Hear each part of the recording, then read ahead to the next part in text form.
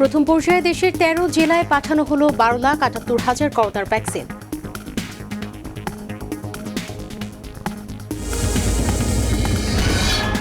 নৌবাহিনীর ৪টি জাহাজের তৃতীয় দফায় ভাষান্তর পৌঁছেছে ১,৭৭৮ জন রোহিঙ্গা।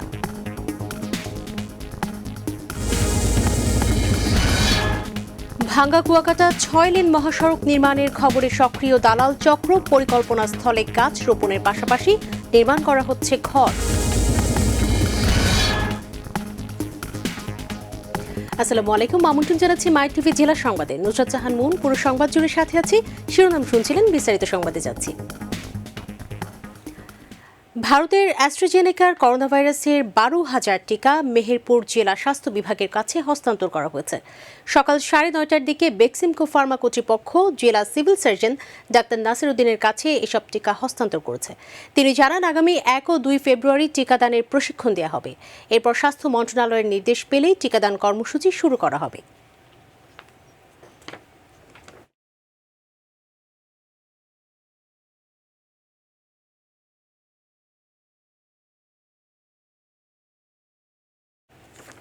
বরিশালে করোনা টিকার প্রথমবারের ৩ লাখ ডোজ টিকা এসে পৌঁছেছে। বেক্সিমকো ফার্মার বিশেষ ব্যবস্থার পরিবহনে দুপুরে এই টিকা আসে। বিভাগীয় স্বাস্থ্য পরিচালক ডাক্তার বাসুদেব কুমার দাস জানিয়েছেন, সিভিল সার্জনের অফিসের আইস লাইন্ড রেফ্রিজারেটরে আইএলআর সংরক্ষণ করা রয়েছে। প্রথম ভাগে বিভাগের ৬ জেলার মধ্যে পিরোজপুর জেলা বাদে ৩ লাখ টিকা এসেছে। ৩১ জানুয়ারি পিরোজপুর জেলার টিকা পৌঁছাবে। বরিশাল বিভাগে আজকেই এসেছে এবং এটা বরিশাল জেলার বরিশাল সিভিল সার্জন কার্যালয়ে প্রথম আমাদের হস্তান্তর হয়েছে এবং আমাদের বিভাগে মোট ৩ লক্ষ ডোজ আমাদের ভ্যাকসিন আমাদের এসেছে বিভিন্ন জেলায়। সরকার নির্ধারিত যে সময় আপনাদেরকে দিয়ে দিবে সেই সময় আমরা স্টার্ট করতে পারবো, এটা আশা করি। এটা আগামী ৭ বা ৮ তারিখের মধ্যে আমরা শুরু করতে। রাজশাহীতে সুরক্ষিত অবস্থায় ১,৮০,০০০ ডোজ করোনার টিকা এসে পৌঁছেছে। সিভিল সার্জন জানিয়েছেন, প্রথম পর্যায়ে ১৫টি কার্টুনে ১৮,০০০ ভায়াল এসেছে। প্রতি ভায়ালে ১০টি ডোজ রয়েছে। সেই হিসেবে মোট ১,৮০,০০০ ডোজ ভ্যাকসিন পাওয়া গেছে। একজনকে ২ ডোজ দিতে হবে, যার ফলে ৯০,০০০ মানুষকে এই টিকা দেওয়া যাবে। ইতিমধ্যেই ২০,০০০ মানুষের তালিকা তৈরি করা হয়েছে।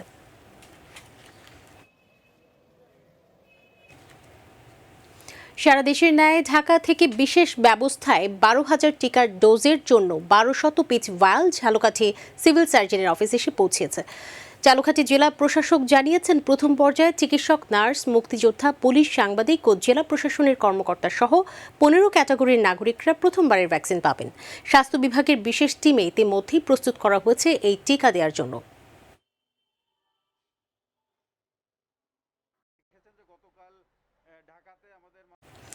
স্বাস্থ্য অধিদপ্তর থেকে করোনা ভ্যাকসিন ময়মনসিংহ আনা হয়েছে। জেলা প্রশাসকের কার্যালয়ের সামনেই ইপিআই কেন্দ্রে আনুষ্ঠানিকভাবে ভ্যাকসিন গ্রহণ করেছেন ময়মনসিংহের civil surgeon doctor ABM Mashiul Alam.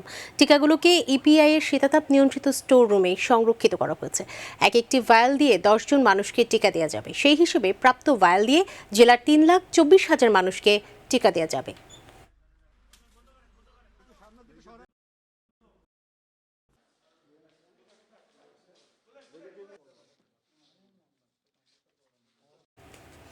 দর্শক, ময়মনসিংহ থেকে করোনা ভ্যাকসিন পৌঁছানোর আরও খবর জানাতে যুক্ত হচ্ছেন প্রতিনিধি সাইফুল ইসলাম।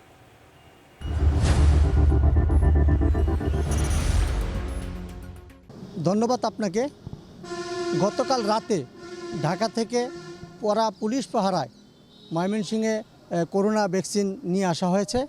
আমি যেখানে দাঁড়িয়েছি তার পিছনে যে ইপিআই ভবনটি রয়েছে, এই ভবনেই এই ময়মনসিংহের জন্য আনা ৩,২৪,০০০ ভ্যাকসিন রাখা হয়েছে। গতকাল রাতে ময়মনসিংহের civil surgeon doctor ABM Mashiul আলমের নেতৃত্বে জেলা প্রশাসনের গঠিত টিম এই টিকাগুলো গ্রহণ করেছেন এবং এই টিকাগুলো এখানে আনার পর তারা এই ভবনের তাপমাত্রা এবং টিকাগুলোর গণনা করে যথাযথভাবে তারা সংরক্ষণ করেছেন।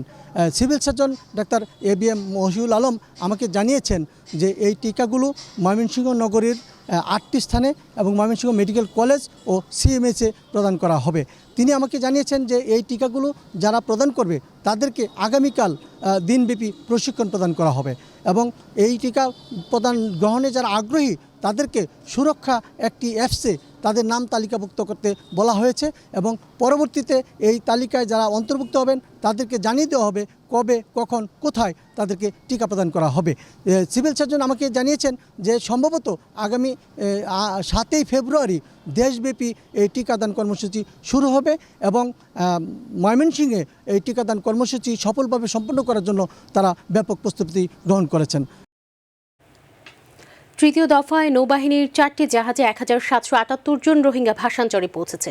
সকাল 9টায় তাদের নিয়ে পতেঙ্গা বোট ক্লাব সংলগ্ন ঘাট থেকে নৌবাহিনীর 4টি জাহাজ রওনা দেয়। বেলা 1টার দিকে তারা ভাসানচর পৌঁছায়। স্বেচ্ছায় ভাসানচর যেতে আগ্রহী এমন রোহিঙ্গা সদস্যদের তালিকা করে তাদের ভাসানচরে পৌঁছানোর উদ্যোগ গ্রহণ করে কক্সবাজারের অতিরিক্ত শরণার্থী ত্রাণ ও প্রত্যাবাসন কর্তৃপক্ষ। তারই অংশ হিসেবে আজ তৃতীয় দফায় 1778 জন রোহিঙ্গাকে ভাসানচর পৌঁছে দেওয়া হলো। এর আগে 2 দফায় 3446 জন রোহিঙ্গা স্বেচ্ছায় ভাসানচরে গিয়েছে।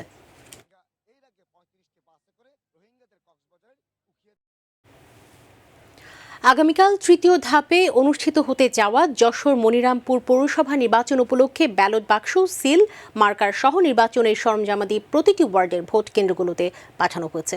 দুপুরে উপজেলা থেকে সরঞ্জামাদি প্রতিটি কেন্দ্রের প্রিজাইডিং কর্মকর্তাদের কাছে হস্তান্তর করেন উপজেলা নির্বাচন কর্মকর্তা শহীদুল ইসলাম। আগামীকাল মেহেন্দিগঞ্জ পৌরসভা নির্বাচনের সকল প্রস্তুতি সম্পন্ন হচ্ছে। কেন্দ্রে কেন্দ্রে ব্যালট বাক্স পাঠানোর প্রক্রিয়া শুরু হয়েছে। পুলিশ, র্যাব, কোস্টগার্ড, বিজিবি ও প্রতি কেন্দ্রের নির্বাহী ম্যাজিস্ট্রেট মোতায়েনের ব্যবস্থা রয়েছে বলে জানিয়েছেন রিটার্নিং কর্মকর্তা আব্দুল হাই আল হাদি।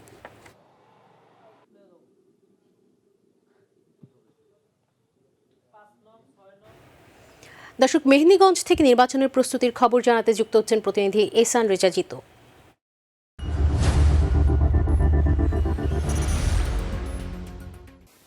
ধন্যবাদ আপনাকে। যেমনটা বলছিলাম, আগামী 30শে জানুয়ারি মেহেন্দিগঞ্জ পৌরসভা নির্বাচন। আওয়ামী লীগ, বিএনপি, ইসলামী শাসনতন্ত্র আন্দোলন থেকে একজন করে মেয়র প্রার্থী প্রতিদ্বন্দ্বিতা করছেন। অপরদিকে সংরক্ষিত আসনে কাউন্সিলর প্রার্থী 11 জন, সাধারণ আসনে 35 জন কাউন্সিলর প্রার্থী প্রতিদ্বন্দ্বিতা করছেন। নির্বাচনের সার্বিক পরিস্থিতি এবং মালামাল কেন্দ্রে কেন্দ্রে পাঠানোর বিষয়ে আমাদের সাথে যুক্ত আছেন অতিরিক্ত জেলা নির্বাচন কর্মকর্তা ও উপজেলা পৌরসভা নির্বাচনের রিটার্নিং অফিসার জনাব আব্দুল হাই আল হাদি। আমরা এখন তার সাথে যুক্ত হব। আমরা তার কাছে জানতে চাইব, জনাব আব্দুল হাই আল হাদি, এই নির্বাচন সার্বিকভাবে সুশৃঙ্খলভাবে সুষ্ঠু, নিরপেক্ষ এবং গ্রহণযোগ্য করার জন্য আমাদের সাথে বিজিবি, কোস্টগার্ড, র্যাব এবং নির্বাহী ম্যাজিস্ট্রেটগণ তাদের অধীনে থেকে এরা সহযোগিতা করবেন। তো আমরা আশাবাদী আমাদের নির্বাচন অত্যন্ত সুষ্ঠু, সুন্দর, সুচারুরূপে সম্পন্ন হবে। সকল প্রস্তুতি সম্পন্ন হয়েছে। ধন্যবাদ আপনাকে। এ ছিল মেহেন্দিগঞ্জ পৌরসভা নির্বাচন থেকে আমার কাছে সর্বশেষ। আগামীকাল অনুষ্ঠিত হতে যাচ্ছে টাঙ্গাইলের মধুপুর পৌরসভা নির্বাচনের ভোট গ্রহণ। আজ বিকেল 4টা থেকে পৌরসভার সকল ভোট কেন্দ্রে উপজেলা নির্বাচন অফিস থেকে পাঠানো হয়েছে ব্যালট বক্স সহ প্রয়োজনীয় মালামাল। টাঙ্গাইল জেলা অতিরিক্ত নির্বাচন ও রিটার্নিং কর্মকর্তা আনোয়ারুল হক জানিয়েছেন, মধুপুর পৌরসভায় 17টি কেন্দ্রে ভোট গ্রহণ অনুষ্ঠিত হবে। নির্বাচন সুষ্ঠু ও শান্তিপূর্ণ করতে পুলিশ, বিজিপি, আনসার সহ সকল ধরনের আইন শৃঙ্খলা বাহিনী মোতায়েন করা হয়েছে। জামালপুরের সরিষা বাড়িতে রাত পোহালি পৌর নির্বাচন। বিকেল 5টা থেকে শুরু হয়েছে নির্বাচনী সরঞ্জাম বিতরণ। এরই মধ্যে আনসার, ভিডিপি, পুলিশ, প্রিজাইডিং ও সহকারী প্রিজাইডিং ও পুলিং কর্মকর্তারা নির্বাচন সংক্রান্ত প্রস্তুতি নিচ্ছেন।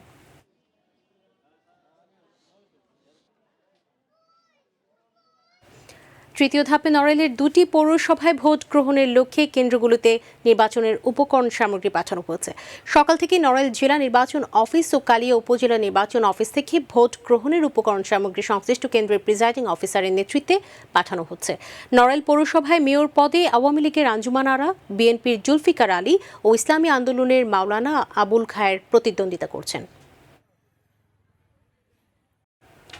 তৃতীয় ধাপে বরিশালের গৌরনদী পৌরসভার নির্বাচন আগামীকাল। নির্বাচন উপলক্ষে ভোট কেন্দ্র ভিত্তিক নির্বাচনী মালামাল দুপুরে বিতরণ করা হয়েছে। পৌরসভার 14টি কেন্দ্রে ভোটের প্রিজাইডিং ও সহকারী প্রিজাইডিং অফিসার বৃন্দ নির্বাচন অফিস থেকে নির্বাচনী মালামাল বুঝে নিয়েছেন। এ সময় রিটার্নিং অফিসার ও জেলা সিনিয়র নির্বাচন অফিসার মোহাম্মদ নুরুল আলম, সহকারী রিটার্নিং অফিসার ও উপজেলা নির্বাচন অফিসার মোহাম্মদ মিজানুর রহমান তালুকদার উপস্থিত ছিলেন। রাত পোহালেই চাঁপাইনবাবগঞ্জের রহনপুর পৌরসভার ভোট গ্রহণ। এরই মধ্যে শুক্রবার দুপুরে রহনপুর পৌরসভার 11টি কেন্দ্রে ব্যালট পেপার বাদে সকল সরঞ্জাম পাঠানো হয়েছে। নির্বাচনকে সামনে রেখে কঠোর নিরাপত্তার ব্যবস্থা জোরদার করা হয়েছে। জেলা নির্বাচন কর্মকর্তা রিটার্নিং অফিসার মোতাওয়াক্কিল রহমান জানিয়েছেন, ভোটাররা যাতে নির্বিঘ্নে ভোট দিতে পারে তার জন্য 9 জন নির্বাহী ম্যাজিস্ট্রেট ও র্যাব পুলিশের পাশাপাশি বিজিপি, আনসার ও ডিবি পুলিশ মোতায়েন থাকবে। আগামীকাল মৌলভীবাজার পৌরসভা নির্বাচন। তার আগেই বিএনপি মনোনীত মেয়র প্রার্থী অলিউর রহমান নির্বাচন থেকে সরে দাঁড়িয়েছেন। সকালে মৌলভীবাজার প্রেস ক্লাবে সাংবাদিক সম্মেলনে পৌর নির্বাচন বর্জনের ঘোষণা দেন বিএনপি মনোনীত মেয়র প্রার্থী। এ সময় বিএনপি মেয়র প্রার্থী তার লিখিত বক্তব্যে বলেছেন, আওয়ামী লীগ ও ছাত্রলীগের নেতাকর্মীদের তাণ্ডবের কথা জানালেও রিটার্নিং অফিসার বা প্রশাসন কোনো পদক্ষেপ নেয়নি, তাই নির্বাচন বর্জন করার সিদ্ধান্ত নিয়েছেন বলে জানান তিনি।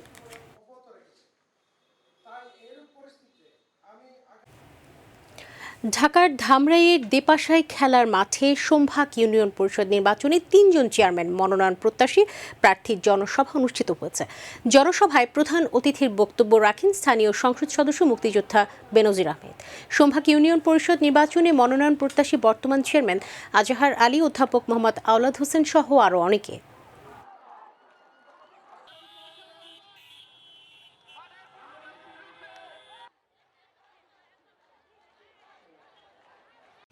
ব্রাহ্মণবাড়িয়ার আখাউড়া পৌরসভা নির্বাচন উপলক্ষে বিশেষ আইনশৃঙ্খলা সভা অনুষ্ঠিত হয়েছে। জেলা প্রশাসনের আয়োজনে আখাউড়া উপজেলা পরিষদ মিলনায়তনে অনুষ্ঠিত সভায় রিটার্নিং অফিসার ও জেলা নির্বাচন কর্মকর্তা মোহাম্মদ জিলুর রহমানের সভাপতিত্বে প্রধান অতিথির বক্তব্য রাখেন জেলা ম্যাজিস্ট্রেট ও জেলা প্রশাসক হায়াতুদ্দৌলা খান। সভায় নির্বাচনে প্রতিদ্বন্দ্বিতাকারী মেয়র, সাধারণ কাউন্সিলর ও সংরক্ষিত আসনের কাউন্সিলর প্রার্থীরা অংশ নিয়েছেন।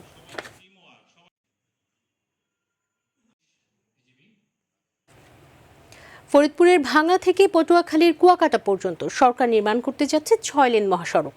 এই খবরে মাদারীপুরের 28 কিলোমিটার অংশে সরকারের কাছ থেকে ক্ষতিপূরণের বাড়তি টাকা হাতিয়ে নিতে শত শত গাছপালা রোপণ ও ঘর নির্মাণ করছে দালাল চক্রের সিন্ডিকেট।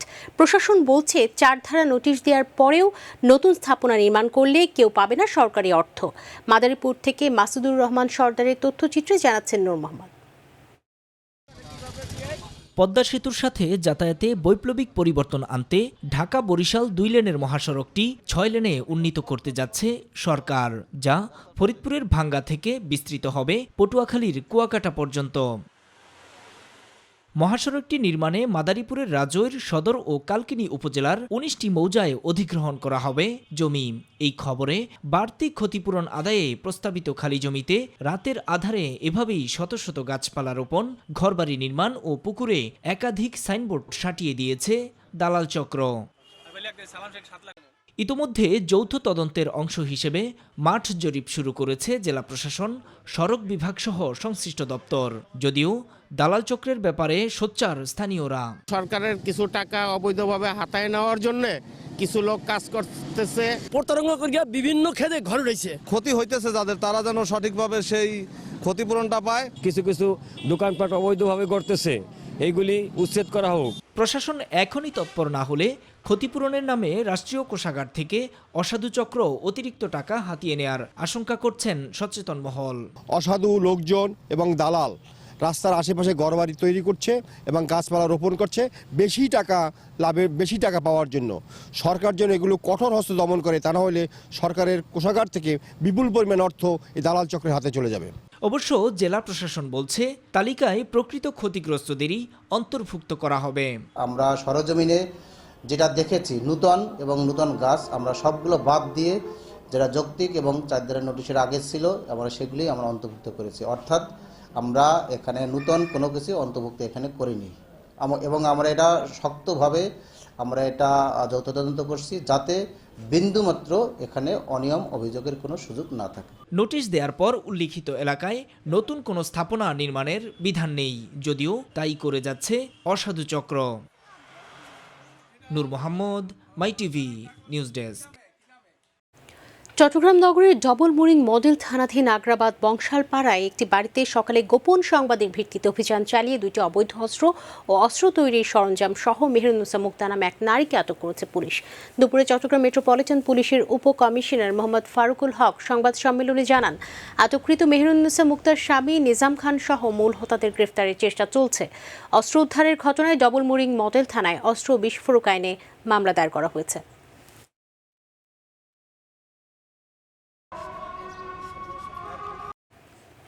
মানিকগঞ্জের সাটুরিয়া থানাধীন ঢাকা আরিচা মহাসড়কের দোত্র এলাকায় একটি কাভার্ড ভ্যানে ডাকাতির ঘটনায় 6 ডাকাতকে গ্রেফতার করেছে সাটুরিয়া থানা পুলিশ। এ সময় তাদের কাছ থেকে লুট করে নেওয়া কাভার্ড ভ্যান সহ ডাকাতির কাজে ব্যবহৃত গাড়ি ও সরঞ্জাম উদ্ধার করা হয়েছে।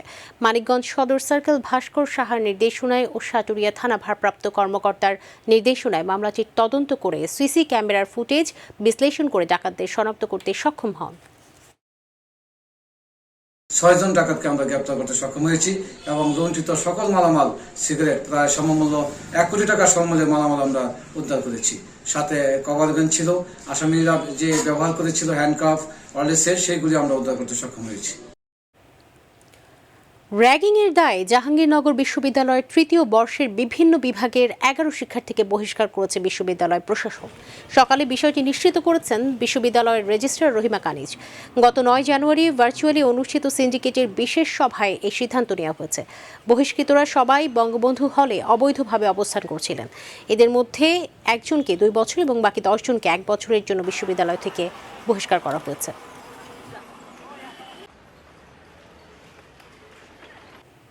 মুন্সিগঞ্জের গজারিয়ায় ঢাকা চট্টগ্রাম মহাসড়কে যাত্রী তুলতে 2 বাসের রেষারেষিতে বাস চাপায় 2 হোটেল ব্যবসায়ী নিহত হয়েছেন। গতরাত 4:30টার দিকে জামালদি বাসস্ট্যান্ড এলাকায় এই দুর্ঘটনা ঘটে। এই ঘটনায় আহত আরও 2 পথচারীকে উদ্ধার করে ঢাকা মেডিকেলে পাঠানো হয়েছে। স্থানীয়রা জানিয়েছেন, বাসের জন্য জামালদি বাসস্ট্যান্ডে দাঁড়িয়ে থাকা অবস্থায় 2টি বাস রেষারেষি করে যাত্রী তুলতে গিয়ে রাস্তার পাশে দাঁড়িয়ে থাকা যাত্রীদের চাপা দিলে ঘটনাস্থলে 2 জন মারা যান। চট্টগ্রাম নগরীর আগ্রাবাদ ডোবারপাড়া এলাকায় স্কেভেটার মেশিন দিয়ে কাজ করার সময় পার্শ্ববর্তী দেয়াল ধসে 2 জন নিহত এবং আরও 4 জন গুরুতর আহত হয়েছেন। আহতদের উদ্ধার করে চট্টগ্রাম মেডিকেল কলেজ হাসপাতালে পাঠানো হয়েছে। আজ দুপুর 2টার দিকে ডোবারপাড়া রেলওয়ে জামে মসজিদ সংলগ্ন এলাকায় এই দুর্ঘটনা ঘটে।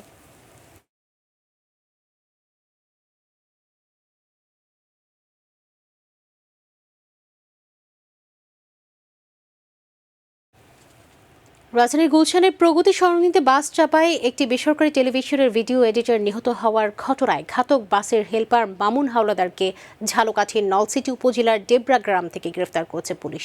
গতকাল গোপন সংবাদের ভিত্তিতে অভিযান চালিয়ে তাকে গ্রেফতার করা হয়েছে।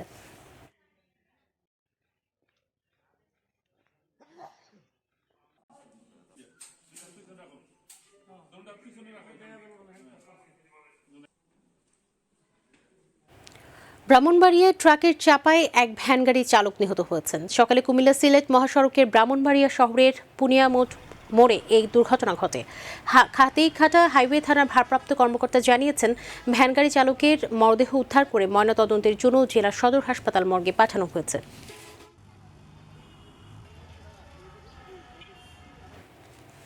রাজশাহীর চারঘাট উপজেলার বামনদিঘি গ্রামের খামারের পাশে উল্টে এক ট্রাক্টর চালকের মৃত্যু হয়েছে। স্থানীয়রা জানান, মাটি ভর্তি ট্রাক্টর নিয়ন্ত্রণ হারিয়ে উল্টে গিয়ে ট্রাক্টরের চাকা নিচে চাপা পড়ে ঘটনাস্থলেই চালক মারা যায়।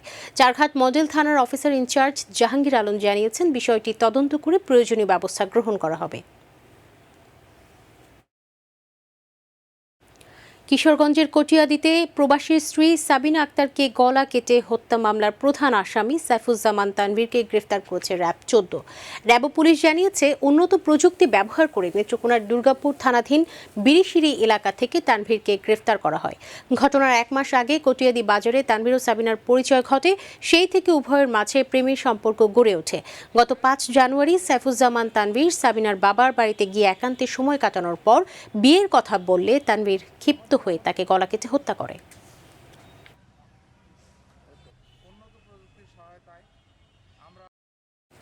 ময়মনসিংহের গৌরীপুরে সড়কের পাশে লাগেজের ভেতর থেকে উদ্ধার হওয়া নারীর হত্যা রহস্য উন্মোচন করেছে পিবিআই। দুপুরে এক সংবাদ সম্মেলনে পিবিআই এর পুলিশ সুপার জানিয়েছেন, নগরীর ইঞ্জিনিয়ার আবুল খায়েরের বাসার গৃহকর্মীর কাজ করত সাবিনা। দীর্ঘদিন ধরে গৃহকর্তা ও তার স্ত্রী নির্যাতনের ফলে শীর্ণকায় হয়ে মৃত্যু হয় তারপর সাবিনার মরদেহ বস্তাবন্দি করে লাগেজে ভরে গৌরীপুর উপজেলার গঙ্গাশ্রম এলাকার জোড়া ব্রিজের নিচে পানিতে ফেলে দেওয়া হয়। মুজিববর্ষ উদযাপন উপলক্ষে বগুড়ার শেরপুর উপজেলায় 40 একর জমিতে ধান চাষের মাধ্যমে ফুটিয়ে তোলা হবে বঙ্গবন্ধুর শেখ মুজিবুর রহমানের প্রতিকৃতি। শস্যচিত্রে জাতির পিতা বঙ্গবন্ধু জাতীয় পরিষদ এই উদ্যোগে এবং ন্যাশনাল এগ্রিকেয়ারের সহযোগিতায় ব্যতিক্রমী এই কার্যক্রম বাস্তবায়ন করা হচ্ছে। শেরপুর উপজেলার ভবানীপুর ইউনিয়নের বালেন্দা গ্রামে 40 একর জমিতে 2 ধরনের ধানের চারা রোপণের মাধ্যমে এই কার্যক্রমের শুভ সূচনা করা হয়। এই সময় প্রধান অতিথি হিসেবে বক্তব্য রাখেন বাংলাদেশ আওয়ামী লীগের প্রেসিডিয়াম সদস্য জাহাঙ্গীর কবির নানক। বঙ্গবন্ধুর নেতৃত্বে দেশে কৃষি বিপ্লব শুরু হয়েছিল, কিন্তু 75-এর 15ই আগস্টে বঙ্গবন্ধু কৃষকের বন্ধু, মানুষের বন্ধু, জাতির পিতা বঙ্গবন্ধু শেখ মুজিবকে সপরিবারে হত্যার মধ্য দিয়ে সে পথ তিরোহিত করে দিয়ে কৃষককে এক অনিশ্চিত ভবিষ্যতের মধ্যে, অনিশ্চয়তার মধ্যে ঠেলে দেয়। শীতের শুরু থেকে দেশের উত্তরের সীমান্ত জেলা পঞ্চগড়ের উপর দিয়ে বয়ে যাওয়া শীত, ঘন কুয়াশা ও শৈত্যপ্রবাহের দাপট বেড়েই চলেছে।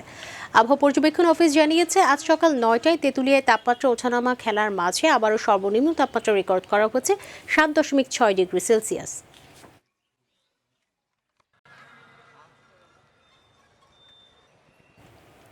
ঘন কুয়াশা ও হিমেল হাওয়ার কারণে শীত কমছে না দিনাজপুরের ফুলবাড়িতে। এখানে আজ সর্বনিম্ন তাপমাত্রা রেকর্ড করা হয়েছে 8 ডিগ্রি সেলসিয়াসে। এদিকে দিনের বেশিরভাগ সময় সূর্যের দেখা না পাওয়ায় প্রচণ্ড ঠান্ডা অনুভূত হওয়ায় খেটে খাওয়া দিনমজুর মানুষরা পড়ছে বিপাকে। অসহায় শীতার্তরা বিভিন্নভাবে শীত নিবারণের চেষ্টা করছে।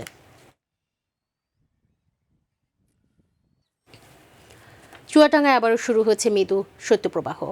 ঘন কুয়াশা ও হিমেল হাওয়ায় বিপর্যস্ত হয়ে পড়ছে এখানকার জীবনযাত্রা। সকাল থেকে দুপুর পর্যন্ত সূর্যের দেখা না মেলে দুর্ভোগ বেড়েছে।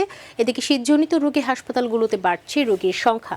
এর বেশিরভাগই শিশু ও বয়স্ক। চুয়াডাঙ্গা আবহাওয়া অফিসের ভারপ্রাপ্ত কর্মকর্তা জানান, আজ সকাল 9টায় জেলার সর্বনিম্ন তাপমাত্রা রেকর্ড করা হচ্ছে 8.8 ডিগ্রি সেলসিয়াস।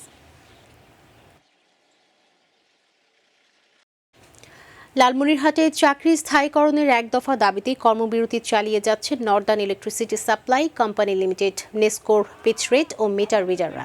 জেলার কালীগঞ্জ সহ 4টি নেসকো কার্যালয়ের সামনে পিচ রেট কর্মচারী ঐক্য পরিষদের সদস্যরা গত 7 দিন ধরে অনির্দিষ্টকালের জন্য এই অবস্থান কর্মসূচি পালন করছেন। কর্মসূচিতে বক্তারা অবিলম্বে নেসকো কর্তৃপক্ষের দাবি মেনে নেওয়ার আহ্বান জানান।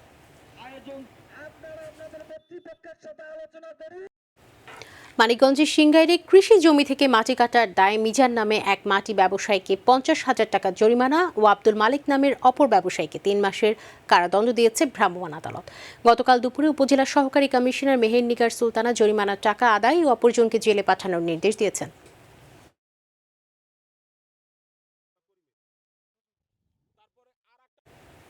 এবার আমাদের কৃষি।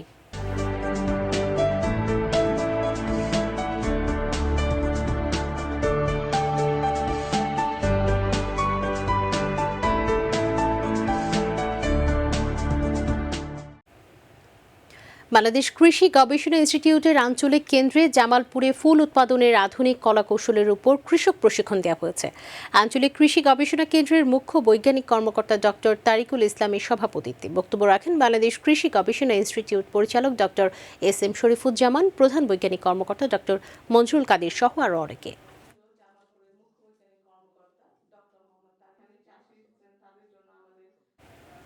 যশোরের মনিরামপুর উপজেলার চালুয়াহাটি গ্রামের পাশে সরিষার উপর আধুনিক প্রযুক্তির মাধ্যমে উন্নত চাষের উপর কৃষক কৃষানীদের নিয়ে একটি মাঠ দিবস হয়েছে। উপজেলা কৃষি অফিসের আয়োজনে এই মাঠ দিবসে উপজেলা কৃষি অফিসার হিরাক কুমার সরকারের সভাপতিত্বে প্রধান অতিথি হিসেবে উপস্থিত ছিলেন যশোরের কৃষি সম্প্রসারণ অধিদপ্তরের অতিরিক্ত উপপরিচালক দীপদকর দাস। 30 বিঘা জমিতে বিশাল বাউকুলের বাগান করে চমক সৃষ্টি করেছেন পিরোজপুর মঠবাড়িয়ার এক উদ্যোক্তা। আবহাওয়া অনুকূলে থাকলে বাজার দর ভালো পাওয়ার আশা করছেন তিনি। তার এই সাফল্য দেখে কুল চাষে আগ্রহী হয়ে উঠেছেন অনেকেই। প্রতিনিধি মোহাম্মদ সাদাত হোসেনের প্রতিবেদন, জানাচ্ছেন শামস তাবরিজ উচ্ছ্বাস। মাটি ও আবহাওয়া উপযোগী হওয়ায় পিরোজপুরের মঠবাড়িয়ায় শিঙা গ্রামে কুল উৎপাদনে রীতিমতো চমক সৃষ্টি করেছেন শোভা সোজা নামে এক কৃষি উদ্যোক্তা। ৩০ শতক জমিতে বাউকুল এক জাতের কুল চাষ করে পেয়েছেন সফলতা। 1000 বেশি টাকার মতো আর কি বেচা কিনা হয়েছে। এখনো খেতে যে ফলামূল যে আছে এতে মনে করেন 1-1.5 লাখ টাকা মোটামুটি হইতে পারে যদি আবহাওয়া ভালো থাকে। তার সাফল্য অল্প পুঁজি ও ঝুঁকি কম থাকায় এই জাতের কুল চাষে আগ্রহী হয়ে উঠেছেন অনেকেই। বাগান করার জন্য উৎফুল্ল, তার জন্য কিভাবে কি পরিচর্যা করা যায় বা করে সেটা দেখার জন্য আজকে এই বাউকুলের বাগানে আসছি। দীর্ঘদিন যাবত এইখানে বাউকুলের চাষ করেন এবং এতে আমি দেখছি খুব লাভজনক এটা ব্যবসা। তার বড় বাগান করছে হে দেখিয়া ফলন তার ভালো হয়েছে, তারপর আমি এর দেখা দেই আমি করছি এটা। এই ফলন দেখে এলাকার অনেক যুবকরা কুলের বাগান করার জন্য আগ্রহ হয়েছে। কৃষি সম্প্রসারণ অধিদপ্তর বলছেন এর মাধ্যমে অর্থনৈতিক অবস্থার পরিবর্তন ঘটানো সম্ভব। বাউকুলটা খুবই ভালো, কারণ এটা খুব মিষ্টি এবং ওরা বোরন ব্যবহার করে, যার পরিপ্রেক্ষিতে এটার মানে ফলটা খুব সুন্দর হয় এবং দেখতেও ভালো এবং খুব মিষ্টি। এই বাগানগুলোর মাধ্যমে কৃষকদের পতিত জমিগুলোর ব্যবহার হচ্ছে, সেখানে তারা কান্দি পদ্ধতি, যেটা সর্জন পদ্ধতি বলা হয়ে থাকে, সেই পদ্ধতির মাধ্যমে এখানে তারা কুল আবাদ করতে পেরে পতিত জমিটা ব্যবহার করছে, প্লাস তাদের অতিরিক্ত একটি ইনকাম হচ্ছে আমন ধানের পাশাপাশি। বাউকুল চাষিদের প্রয়োজনীয় পরামর্শের পাশাপাশি আর্থিক সহায়তায় এগিয়ে আসবে সরকার, এমনটাই দাবি সংশ্লিষ্টদের। শামস তাবরিজ উচ্ছ্বাস, মাই টিভি নিউজ ডেস্ক। ধামরাই অনুমোদনহীন সীসা কারখানার বিষাক্ত ধোঁয়ায় দূষিত হচ্ছে পরিবেশ, স্বাস্থ্য ঝুঁকিতে আছে মানুষ আর নষ্ট হচ্ছে বিঘার পর বিঘা জমির ফসল। প্রশাসনের সঠিক তদারকির অভাবে এসব কারখানার সংখ্যা বৃদ্ধি পাচ্ছে বলে মনে করছেন কৃষকরা। প্রতিনিধি আব্দুর রশিদ তুষারের রিপোর্ট। ঢাকার ধামরাইয়ের বারারিয়া ইউনিয়নের বাঙ্গালপাড়া এলাকায় বছরের পর বছর চলছে অনুমোদনহীন সীসা কারখানার কার্যক্রম। ঝুঁকি আর কি, পেট বাঁচা ঝুঁকিতে পড়ার কথা নাই। যদি একটু সমস্যা আসে তখন কাজ করা লাগবে, জীবন তো বাঁচার লাগবে। সীসার বিষাক্ত ধোঁয়ায় ক্যান্সার সহ মানবদের হতে পারে অনেক জটিল রোগ, এমনকি ঘটে মৃত্যুর মতো ঘটনাও। তারপরও বেশি মুনাফার আশায় অনেকেই ঝুঁকছে এ ব্যবসায়। হয় ক্ষতি হয়, তারপরও তো কোম্পানিটা চলতেছে। এটা আমাদের কাছে কোনো অবৈধ নাই, কারণ আমরা কাজ করতেছি, এটা মহাজনেরা বলতে পারবে। প্রতিবাদ আমরা করতে পারি না, কারণ আমাদের শক্তি নাই। চেয়ারম্যান এদের পক্ষে চেয়ারম্যান আনছে। প্রশাসনের সঠিক তদারকি আর জনসাধারণের সচেতনতা পরিবেশ রক্ষা করতে পারে বলে মনে করেন সচেতন মহল। এটা বর্তমানে যে পরিস্থিতি তৈরি হয়েছে এলাকায়, যে ফসল আমাদের এখানে পুরোটাই ফসলের মাঠ, ঠিক আছে। প্রত্যেক বছর এখানে ফসল হয়, এক এক সময় এক এক মৌসুমে সমস্ত কিছু নষ্ট হয়ে যেতেছে। সীসা কারখানা বাচ্চাদের ক্ষতি হইব, বন্ধ হইতেছে। চিকিৎসকরা বলছেন সীসার বিষাক্ত ধোঁয়ায় সবচেয়ে বেশি ক্ষতির সম্মুখীন হচ্ছে বৃদ্ধ ও শিশুরা। বিষাক্ত সীসা এটা পরিবেশের জন্য মারাত্মক একটা হুমকি, কারণ এটা বাতাস প্রথমত বায়ু দূষণ করে, আর বায়ু দূষণের ফলে বিশেষ করে আক্রান্ত হয় হলো শিশু এবং বৃদ্ধরা। শিশুরা আক্রান্ত হয়, তাদের নার্ভাস সিস্টেম ডেভেলপমেন্টের হয়, মানসিক রিটার্ডেশন হয়, মেন্টাল রিটার্ডেশন। অনুমোদনহীন সীসা কারখানার বিরুদ্ধে দ্রুতই আইনগত ব্যবস্থা নেওয়ার আশ্বাস দিলেন উপজেলা নির্বাহী কর্মকর্তা। মোবাইল কোর্ট কার্যক্রম পরিচালনা করব এবং আমাদের যেই মোবাইল কোর্ট কার্যক্রম বা সেই সংশ্লিষ্ট আইন রয়েছে, সেই সংশ্লিষ্ট আইনে দ্বিগুণ আকারে তাদের জরিমানা, জেল এবং জব্দ করে ফেলবো আমরা। আব্দুর রশিদ তুষার, মাই টিভি, ধামরাই, ঢাকা। গাজীপুরের কালিয়াকৈর উপজেলার কালামপুর এলাকায় গ্যাস সিলিন্ডার বিস্ফোরণে অগ্নিকাণ্ডে দগ্ধ হয়ে স্বামী স্ত্রী সহ 4 জন নিহত ক্ষতিগ্রস্ত পরিবারকে আর্থিক সহায়তা প্রদান করা হয়েছে। কালিয়াকৈর পৌরসভার পক্ষ থেকে মেয়র মজিবুর রহমান ক্ষতিগ্রস্ত 56টি পরিবারকে 3,45,000 টাকা তাদের হাতে তুলে দিয়েছেন। সিলেট নগরীর সড়ক সৌন্দর্য বর্ধন কাজের উদ্বোধন করা হচ্ছে। সিলেট নগরীর চৌহাট্টা হতে বন্দরবাজার পর্যন্ত সড়ক সম্প্রসারণ, রোড ডিভাইডার, ফুটপাত নির্মাণ ও সড়কবাতি স্থাপনের কাজের উদ্বোধন করেছেন স্থানীয় সরকার, পল্লী উন্নয়ন ও সমবায় মন্ত্রণালয়ের মন্ত্রী মোহাম্মদ তাজুল ইসলাম ও পররাষ্ট্রমন্ত্রী ডক্টর এ কে আব্দুল মোমেন। বিকেল 3টায় নগরীর চৌহাট্টা পয়েন্টে নামফলক উন্মোচনের মাধ্যমে সড়কটির আনুষ্ঠানিক উদ্বোধন করা হয়। সাতক্ষীরার climate resilient farming systems research and development for the coastal ecosystem শীর্ষক প্রকল্পের সমাপনী কর্মশালা অনুষ্ঠিত হয়েছে। সকালে বাংলাদেশ ধান গবেষণা ইনস্টিটিউট সাতক্ষীরার আয়োজনে বিনের পোতা বিনা উপকেন্দ্রের প্রশিক্ষণ কক্ষে আনুষ্ঠানিক সমাপনী অনুষ্ঠানে প্রতিষ্ঠানটির সিনিয়র সায়েন্টিফিক কর্মকর্তা ডক্টর এস.এম. মফিজুল ইসলামের সভাপতিত্বে প্রধান অতিথির বক্তব্য রাখেন বাংলাদেশ ধান গবেষণার পরিচালক ডক্টর মোহাম্মদ শাহজাহান কবির। ব্রাহ্মণবাড়িয়ায় জামিয়া ইসলামিয়া ইউনুসিয়া ১০৮তম আন্তর্জাতিক ইসলামী মহাসম্মেলন উপলক্ষে বিনামূল্যে ব্লাড গ্রুপ নির্ণয় ও রক্তদান কর্মসূচির উদ্বোধন করা হয়েছে।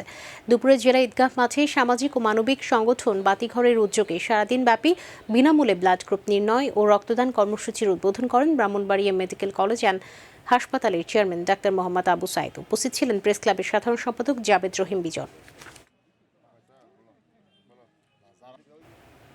বাংলাদেশ আওয়ামী মোটর চালক লীগ কুষ্টিয়া জেলা শাখার উদ্যোগে ১৭তম প্রতিষ্ঠা বার্ষিকী পালিত হয়েছে। দিবসটি উপলক্ষে শহরতলির বটতৈল এলাকায় সংগঠনের নিজস্ব কার্যালয়ের আলোচনা সভা অনুষ্ঠিত হয়। এতে প্রধান বক্তা ছিলেন বাংলাদেশ আওয়ামী মোটর চালক লীগ ও কুষ্টিয়া জেলা শাখার সাধারণ সম্পাদক মোহাম্মদ সেলিম রেজা।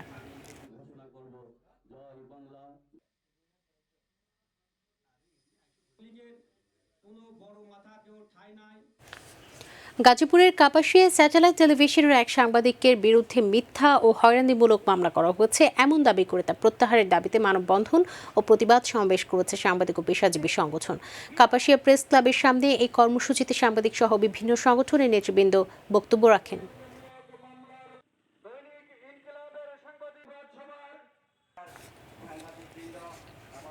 রংপুরে বঙ্গবন্ধু শেখ মুজিবুর রহমানের জন্মশতবার্ষিকী উদযাপন উপলক্ষে বঙ্গবন্ধুর জীবন কর্ম ও সাম্প্রদায়িক সম্প্রীতি রক্ষায় তার অবদান শীর্ষক আলোচনা সভা হয়েছে। সকালে আলোচনা সভায় বক্তব্য রাখেন ধর্ম বিষয়ক মন্ত্রণালয়ের সচিব নুরুল ইসলাম, জেলা প্রশাসক Asif Ahmed, DIG Debdas Bhattacharya, metro police commissioner Abdul Alim Mahmud.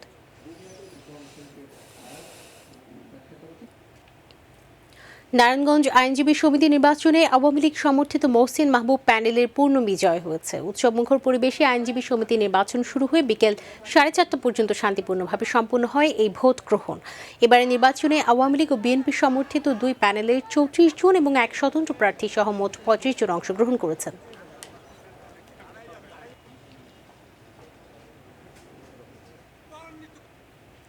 আসন্ন ইউনিয়ন পরিষদ নির্বাচনকে কেন্দ্র করে কুমিল্লার দেবিদ্বার মোহনপুর মতবিনিময় সভা অনুষ্ঠিত হয়েছে। গতকাল সন্ধ্যায় মোহনপুর ইউনিয়ন মঙ্গলের পুকুরপাড় মতবিনিময় সভায় প্রধান অতিথির বক্তব্য রাখেন ইউনিয়ন আওয়ামী লীগের সাবেক সভাপতি ময়নাল হোসেন।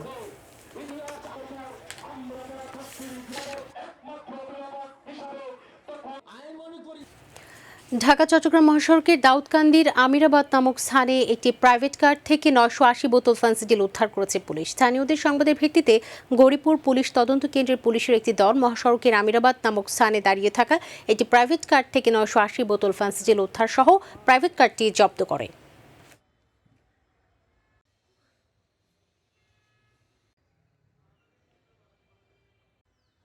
দর্শক, এর সাথে সংবাদের শেষ প্রান্তে আমরা শিরোনামগুলো জানিয়ে দিচ্ছি আরও একবার। প্রথম পর্যায়ে দেশের 13 জেলায় পাঠানো হলো 12,78,000 করোনার ভ্যাকসিন।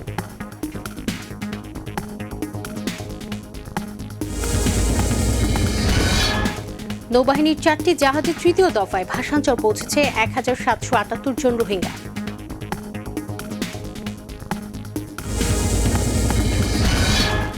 ভাঙ্গা কুয়াকাটা 6 লেন মহাসড়ক নির্মাণের খবরে সক্রিয় দালাল চক্র। পরিকল্পনা স্থলে গাছ রোপণের পাশাপাশি নির্মাণ করা হচ্ছে ঘর।